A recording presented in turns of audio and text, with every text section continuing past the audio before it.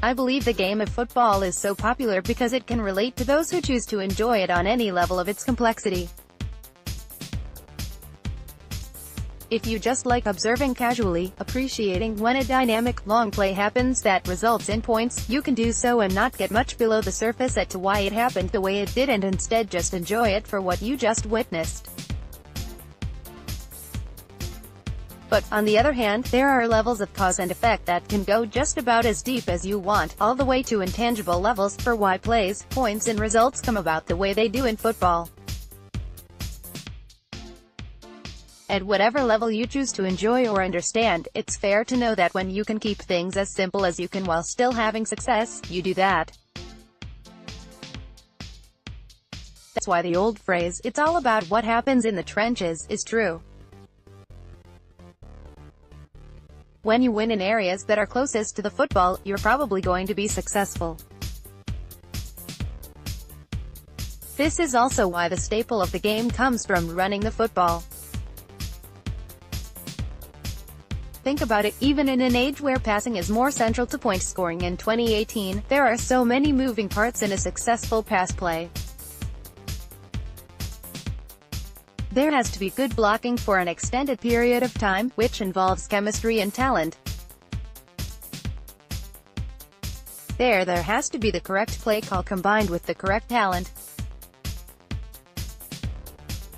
The ball has to be released in the air, making it completely unguarded, and it has to be timed correctly to get it to a fellow offensive player with no bumps in the road. There's a lot that goes into that. You know what goes into running the football? Handing the ball to someone and him running with it. This is why the run game was such an emphasis when football was in its infancy. The best players were trained to be running backs, and the players that had size, strength and athleticism were trained to be the offensive lineman. They could control the game because they had so much, well, control over what happened with the ball. They could keep it simple and still score enough points to win. But that's no longer the case.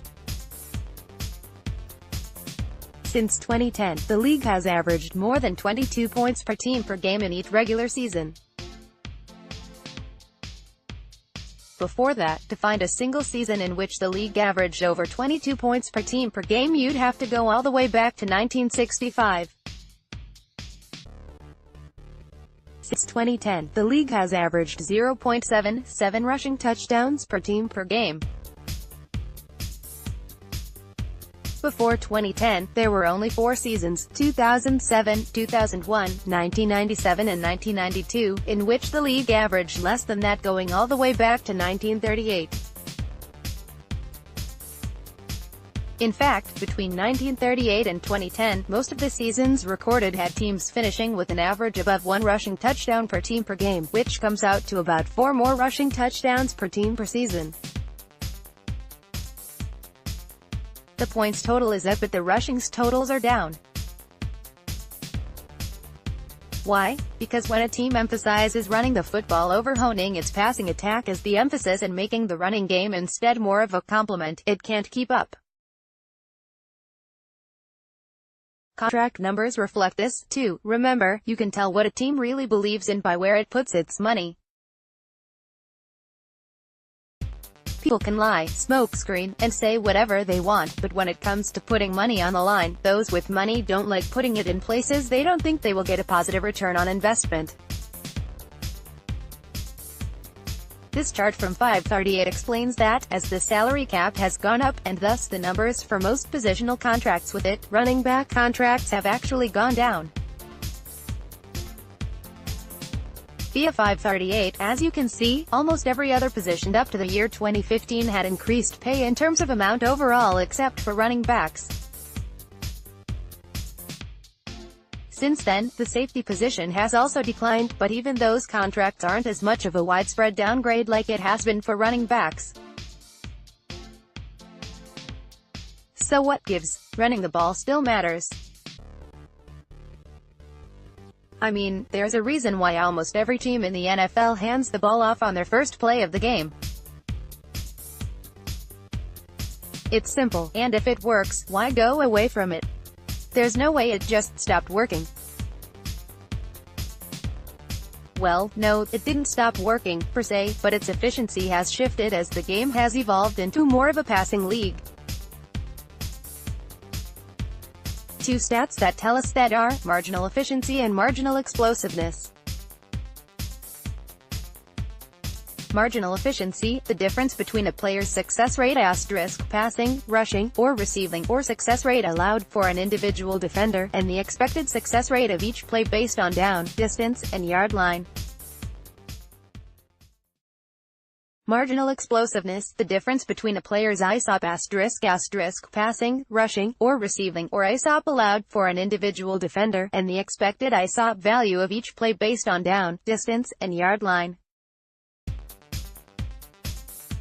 For offensive players, the larger the positive value, the better.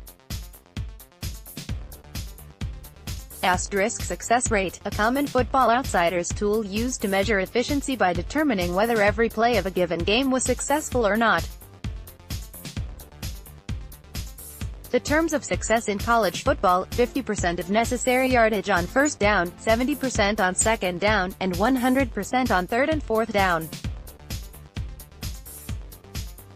ISOP, the average equivalent point value of successful plays only. Definitions via SB Nation. Bill Connolly of SB Nation does a lot of really great work with numbers and advanced analytics to try to bring context into decision-making. Before the draft this year, Bill used the marginal efficiency and marginal explosiveness databases to explain why it's not really logical to take a running back high in the draft. The reason: not many that are chose high make that much of a difference compared to those drafted later. Between 2009 to 17, 176 tailbacks rushed at least 200 times in a season, about 19.6 per year. Of that group, 146 of them, 83%, posted a marginal efficiency between +1% and -10%.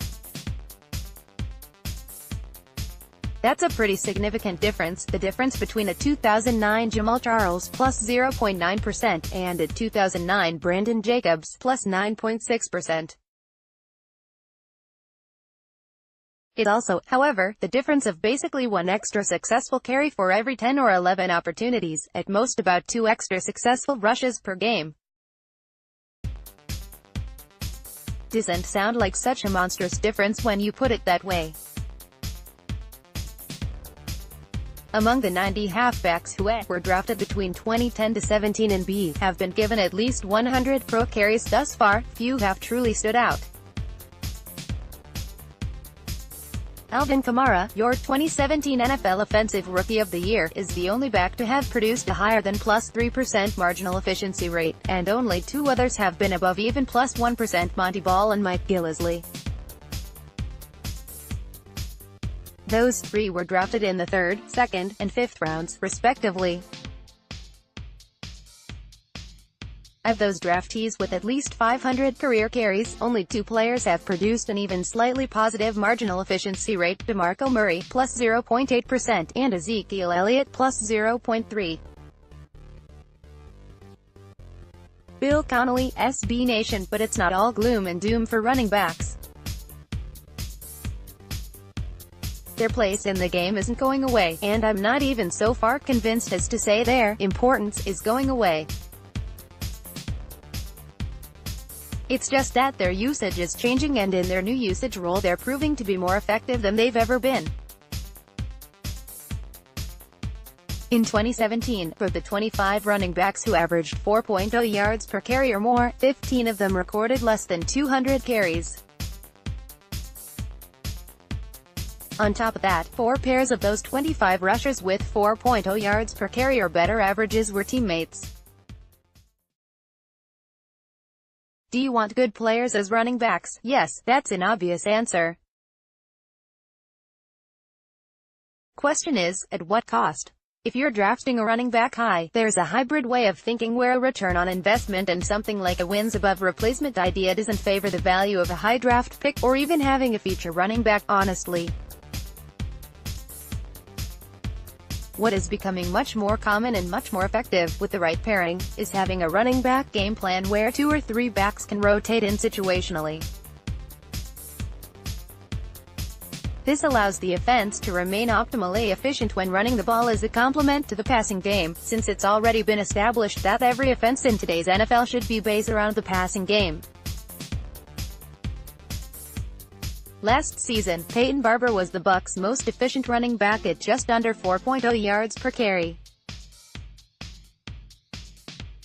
Barber had a very healthy average all year long, and the majority of that came from 10 to 15 carries per game. I think the Bucs would be wise for that trend to continue, even if he is the best returning option. The reason I think they not only should but can continue that trend is because of a man who was drafted at an appropriate time in the draft by Tampa Bay who can not only complement Barber but be that ultimate complement to the passing game, as well. Read about that and more on the next page. All 20 Tuesday, Bucs RB Ronald Jones. Coach Woon, Petty, how many feet are in a mile? How many? Petty Jones, I dunno.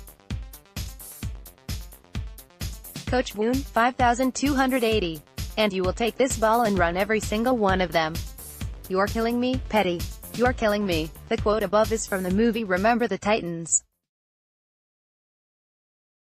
It's a scene during the middle parts of the movie where the team is still trying to find just who their star players are going to be.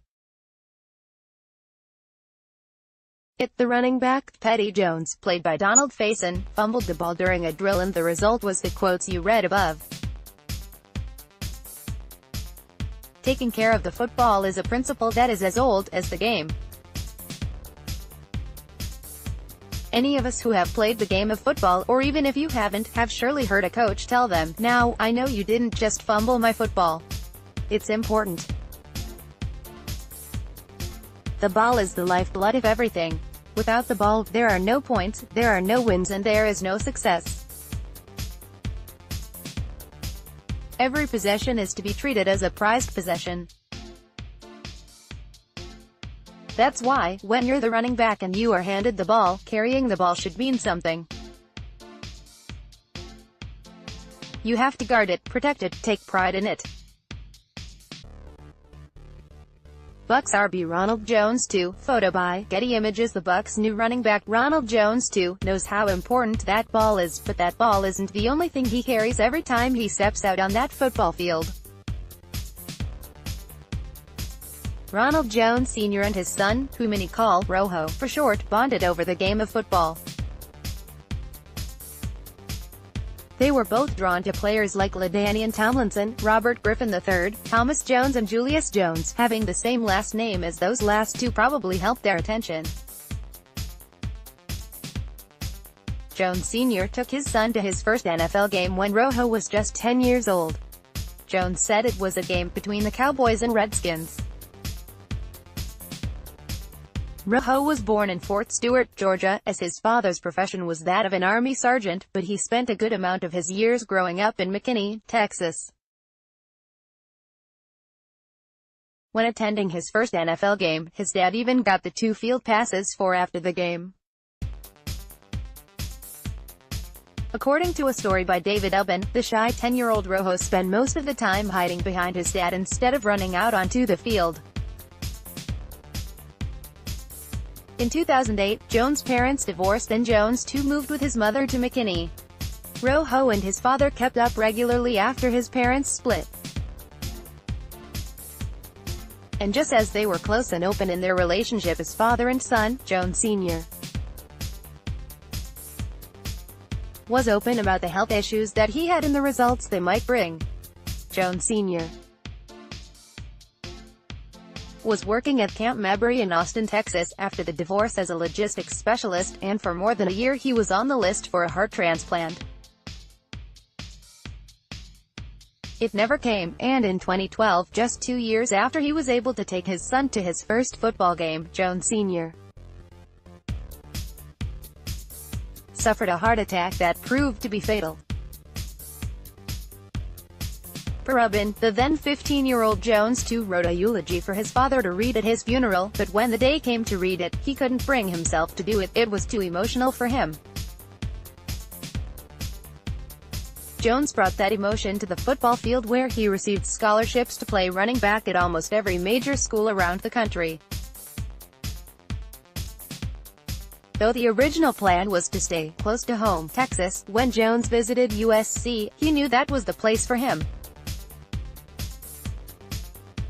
But, according to his mother, that didn't come without its doubts. During his first year there, Jones became homesick and wanted to come back to Texas and play at TCU. But his mother convinced him to stay, so he did. Away from home, Jones learned to live on his own. He learned how to become a man on his own, on and off the football field. He became USC's starting running back, joined Lendale White as the only true freshman to ever lead USC in rushing, and a year later after a fourth-quarter touchdown, which helped the Trojans seal their Rose Bowl comeback in 2016, pointed to the sky to honor his father, no longer as the child hiding behind his dad's legs on the sidelines, but rather, the man on the field with all eyes watching. When Ronald Jones too steps out onto the football field, he isn't just carrying a football. He's also carrying a name, the name that he shares with his father, a name that is not only how he's identified on the back of his jersey, but also who he is underneath it. With that background now fresh in our minds, let's break open some film and see what it looks like when Jones, in fact, carries the ball to find out just what kind of back the Bucs are getting. Most of us know the obvious with Jones. He's a 5'11", 205-pound, 4.44 running back who gives people flashbacks to Jamal Charles when they watch him run. He's a back who can truly be a home run hitter, and has a chance to take a ball to the house no matter how far he is from the goal line on any given play. But, speed players like Jones often get a "needs to be more physical" label to them, and I chose the clip above as the first example of what I like about him, because it breaks that narrative real quick. Rojo is in no way just a scat back. He's not an speed-only player. In fact, two of Jones' most influential traits within his game are his ability to turn momentum into power and then pairing that with good balance, often fighting for extra yards and never wanting to go down or get off his feet, even after he has crossed into the end zone. The post above is another example of both of those traits. Running backs that weigh 205 pounds aren't typically seen as goal line backs, but Jones' traits allow him to be. In the play above, he got hit immediately in the backfield, but rather than just give up on contact, Jones not only fought through it, but fought through it at an angle that gave him a chance to break free and then continue to make a better play. He did just that, and even as you saw him get into the end zone, you noticed that he never wanted to go down. He stayed up on his feet. I bet that's something an old coach of his told him, and he's never let it out of his mind. When you're a running back, having the mindset to never let anyone take you to the ground is one that comes in handy when accumulating yards after contact, a very needed trait in the National Football League, no matter what type of running back you are. Though we've shown that Jones is more than just a speed back and certainly carries both power and balance in his game, there's no doubt that his bread and butter is his one-cut ability and his burst beyond that to finish big plays.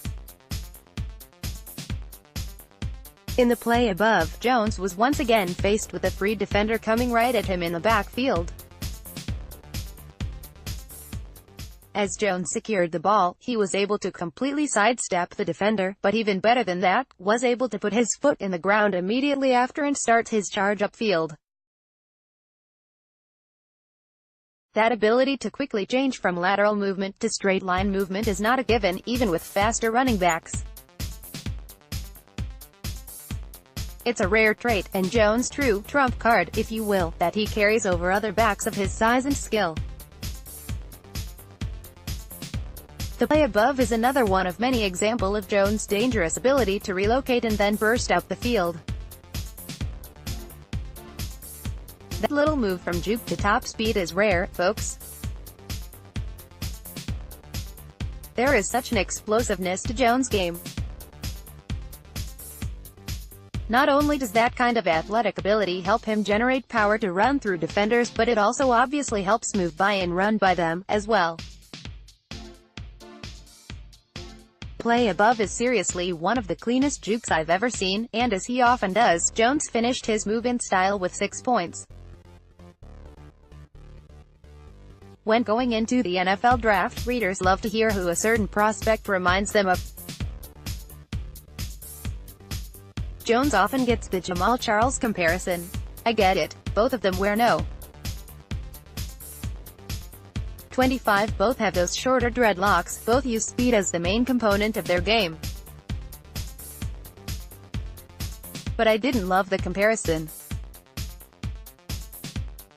I don't really like doing comps for players very much because, though some have similar skills, many readers take things out of context when comps are mentioned and miss the point, which actually then hurts your case and hard work when scouting a player just because you tried to force a comp. Bucs fan whom I follow, Ken Grant, actually gave the best comparison for Jones that I had heard throughout the draft season. Rojo is more like Chris Johnson for me, Grant said. Slasher that runs with some power, and can take any cut to the house if it blows open. I love it. It's so spot on. The clip above is such a good example of that, too. When Johnson was at his best in the NFL, it looked like that play. It starts with speed, turns into open field ability, then a little power and balance to get the extra yards and get where he needed to go. Jones isn't just a speed guy, but I wouldn't call him a power guy either. He's not strictly a north-to-south runner, but he's not a dancer in the backfield. He's not strictly a one-cut guy, but he's not totally just straight-line speed, he has some of both. He's a slasher, he's Chris Johnson. It's a perfect description. Above is a clip of Johnson at the goal line when he was with Tennessee that nearly mirrors Jones' play from the goal line earlier. And here's an example of Johnson breaking tackles, first through the line of scrimmage, then taking it to the house like the clip of Jones doing it against Arizona State. And finally, in the clip above, we saw Johnson from his shotgun formation in his own blocking concept, watched him put his foot in the ground to one cut upfield, bounced off a tackler, put his foot in the ground and get right back up to top speed down the sideline. Johnson had the skills to get it done, but what I loved most about him when I watched him growing up is how confident of a runner he was. That's Ronald Jones. Now, Jones doesn't have the top-end speed Johnson did, but it's close, and the style is definitely there. Jones' highlight reel looks very similar to that of Johnson's. At their best, both win very similarly.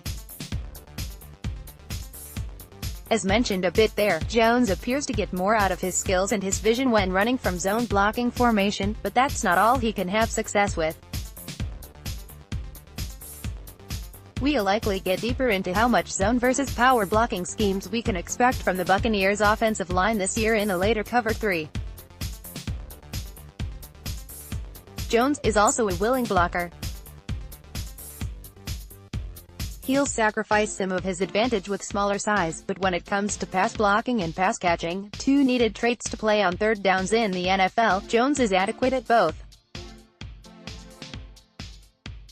He needs work with both, but he's adequate. At just 20 years of age, not only was Ronald Jones one of the better prospects in the draft, but he was also one of the more confident ones. He's come a long way in that regard. I think that part, as well as his skill and his love of the game, certainly comes from his father, the man who gave his son his name to share. When Rojo wants to feel close to his late father Ronald Jones Sr., Ubben wrote that Jones too will put his father's dog tags around his neck.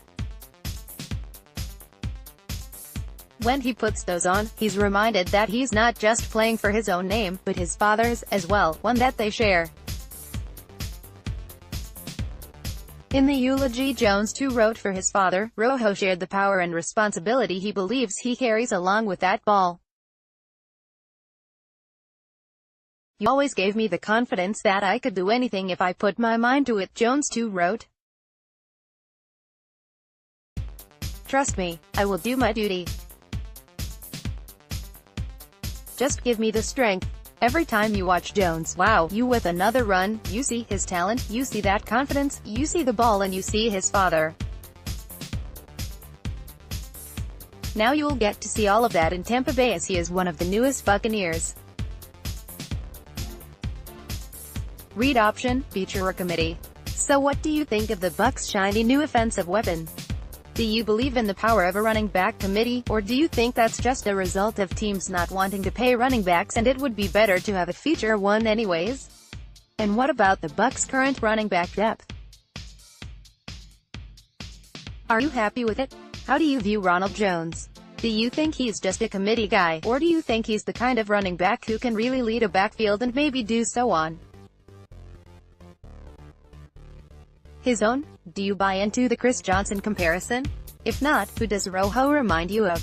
There's plenty to talk about with how Tampa Bay should use its running backs going forward with Doug Martin now gone.